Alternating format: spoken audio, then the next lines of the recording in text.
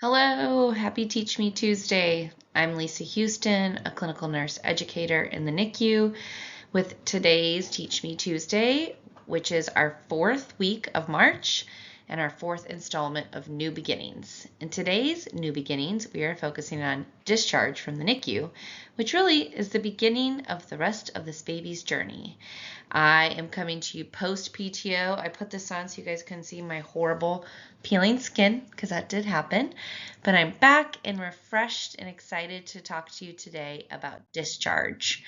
So as we know, the goal of every NICU admission really is to send the baby safely home when they're medically ready. Every unit probably has a slightly different definition of what medically ready means. So I'm going to go through what I've practiced throughout my career, what the evidence tells us in different ways or indicators that a baby is ready to be discharged. But sometimes the path to discharge, especially in those last few weeks, can feel like some of the longest part of a baby's stay. And that's because most of the time, we have gotten over many of those prolonged hurdles and we're working on feeding or maybe weaning off of a low flow oxygen.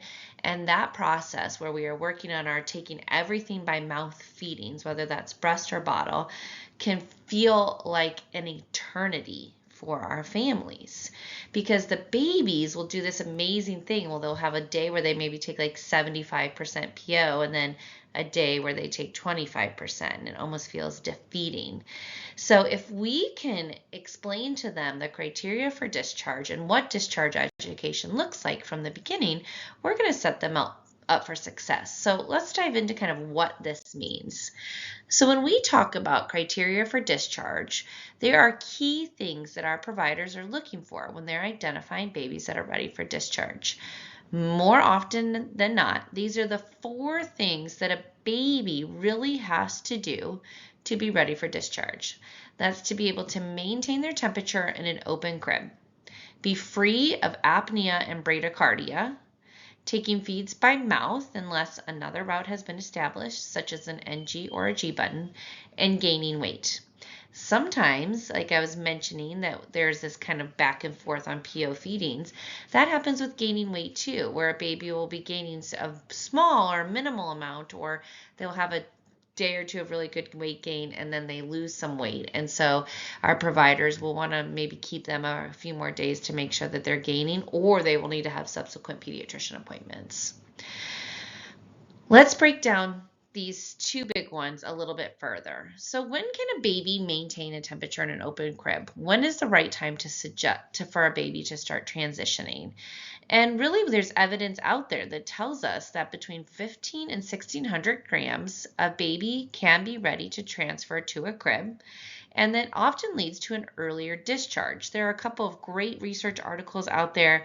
The only kind of drawback I had from the evidence that I was reading through that I was going to share and put on here, and I ultimately decided not to, is because it was from the early 2000s. And as we reviewed when we talked about evidence-based practice, really we want to try to look at things in the last 5 years, but in the NICU, as we know, kind of once we've established something, we don't always look into it. Like no one's going back and be like, should we still look at surfactant? But we're still giving surfactant, even though that evidence is from a long time ago. So there is this pros and cons on this, but overall, when a baby is between 15 and 1600 grams, their rate of kind of what they're burning to stay warm and their rate of the calories they have coming in, that feels like a lot to say today, are going to equal out so that they can continue to gain weight. This is what we are doing in our NICU, is that at 1600 grams, we begin the wean to crib process. That doesn't mean, oh my gosh, today you're 1600 grams and we're popping the top. No, we're looking at, is the baby tolerating enteral feeds? Is the baby having a stable place on their respiratory support? Are they gaining weight? Then let's start maybe switching them from servo to skin mode or something like that. It's just a process that begins when they reach 1600 grams. So that's just something to think about. Also a great nursing-driven evidence-based project that we talked about last week if you're looking to do something for your unit. And then when can we say that a baby is free of apnea and bradycardia? Well, the pathway for that to go from, right, your brain to your diaphragm to tell the baby to breathe develops between 34 and 36 weeks. Again, every baby's different. There's no magical number that, oh my gosh, you are 34 weeks today, you will no longer have apnea of prematurity. So it really depends. And often we also will say that the earlier you're born, sometimes you grow out of this a little bit later. And that's because we've asked the brain to develop in a different order than it would have if the baby had been in utero. How long a baby stays after an apnea episode is also facility dependent and may depend on if it's an apnea that happened while the baby is asleep alone in the crib versus during a PO feeding. So those are kinds of things that we look into. I have this little snip of an article here where it really talks about, okay, was this longer than 15 seconds? Was it an apnea spell? How long did it last? And then they kind of broke down what it is. The majority of the facilities I have worked at were based on if the baby had an apnea episode that required stimulation while asleep in their crib, they would stay for 5 more days. If they had it during feeding and maybe pacing or tipping the bottle down or taking the bottle out or removing the baby from breast, stop the episode, and then we would not necessarily do that. And I always think it comes back to, what can the parents do at home? What would they be able to see with their eyes and not with a monitor that would be able to make sure that their baby is going to be safe? And if the baby was not breathing for long enough to set off your monitor and then for you to come in the room and stimulate the baby, then the baby's not safe to be home in a crib without being monitored 24/7. Whereas if they're feeding and they kind of turn blue or they stop breathing, the parent's going to feel that while feeding them, and so that's a little bit different. And that's kind of how I think about it when I'm explaining it to families. So what are the nursing tasks? What's our job? What are things that we can do in advance, and what are things we have to do a little bit closer to discharge? So let's think about the things we can do in advance. We just talked about the wean to open crib, oral feeding pathway. So can we get a baby started at 33, 34 weeks when they're on a stable amount of respiratory support? We can start teaching our parents how to prepare milk, do bedside demonstrations on how we're adding in fortifiers so that they can prepare to do that at home. Parent education really should start on the day of admission, from talking about what we need to do, our goals, our daily goal towards getting the baby towards home. Getting that hearing screen done. That's something that can be done pretty much, we just do it when they're in a crib, right when the baby goes to a crib. So all those things that are happening around that 1600 gram mark. Immunizations at the appropriate time. So are we getting close to 2 months of age? Are we getting close to 4 months of age? What immunizations should we be doing? Making sure state blood spot screening is completed, or the MATAB, whatever you called at your facility. Making sure we have a pediatrician identified and ready. Doing their CCHD screening, and of course my favorite, the bath demonstration. That's one of my favorite things to do as bedside nurse, is to do baths with families. And that's something that we can be doing early and often. It's also important to remember that if you are completing these tasks, to make sure that you're documenting them in the electronic health record. There's nothing worse than being the nurse on the day of discharge where nothing is documented and you have to go back through it. I know that we are all doing these great things every day, especially if we're doing a bath demonstration or getting those immunizations done or talking about we need to open crib. Those are all things that we are doing with our parents and our families. So documenting that. Things that need to be done a little bit closer to discharge or the day of discharge are going to include circumcision, if the family so wish for that, a car seat trial as appropriate. We did a whole thing on car seat trial, so go back and watch that and kind of what the AAP is recommending. Documentation of that last apnea episode, so we know if the baby is safe to go.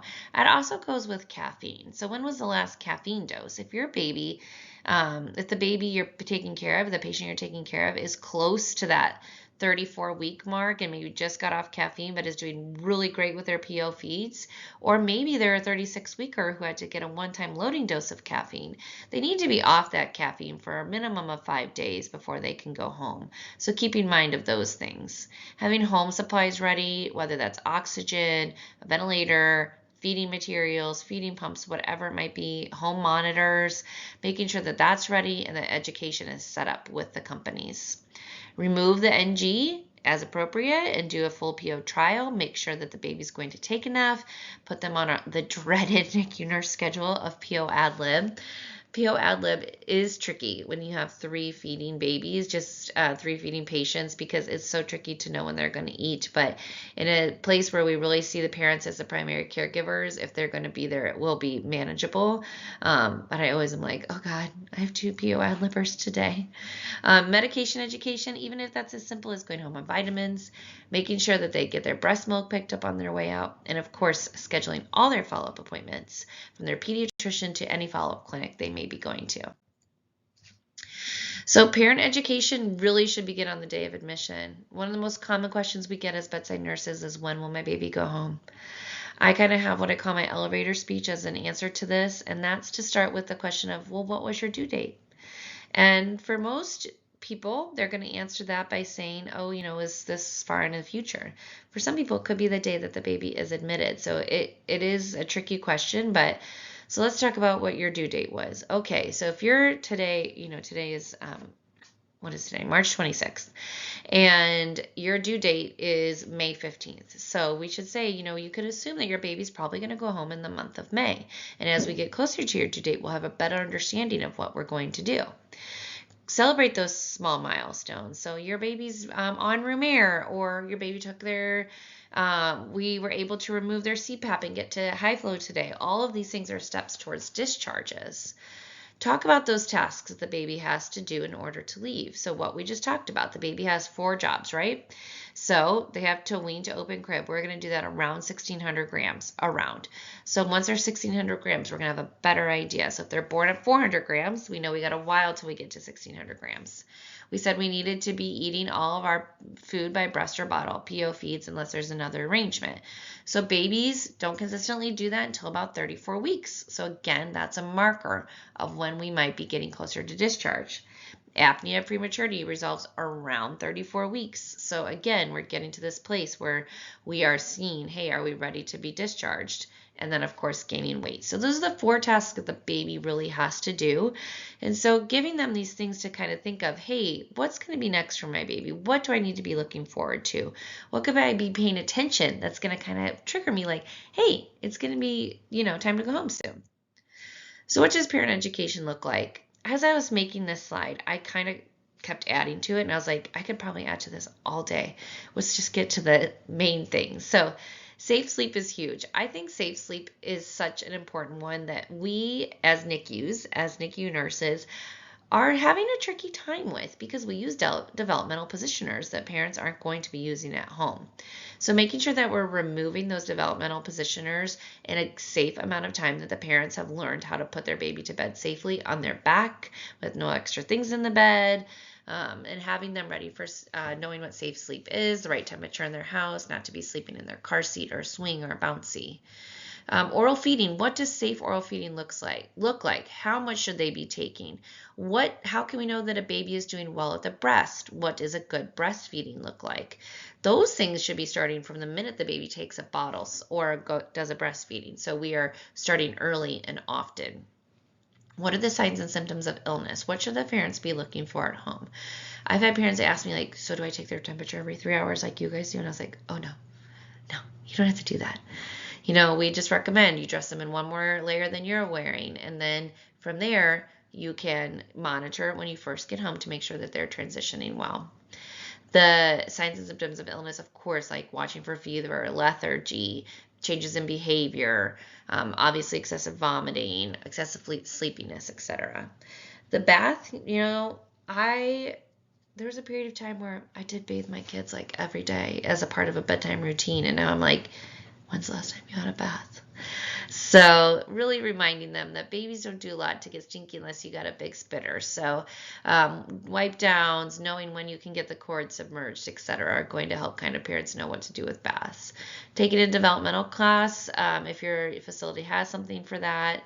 How to prepare the milk, what the medications are going to be, how to select a pediatrician, what breast milk storage looks like. Breast milk storage at home is different than breast milk storage in the NICU. So how can they do that? Do they have a deep freeze? Where will their breast milk be going? So all of these things are topics that we can start early, we can start often. We may have repetition, and that's great. So on the day of discharge, I always review when to call the pediatrician, what is the date of follow-up, and what should your breast milk collection look like at home.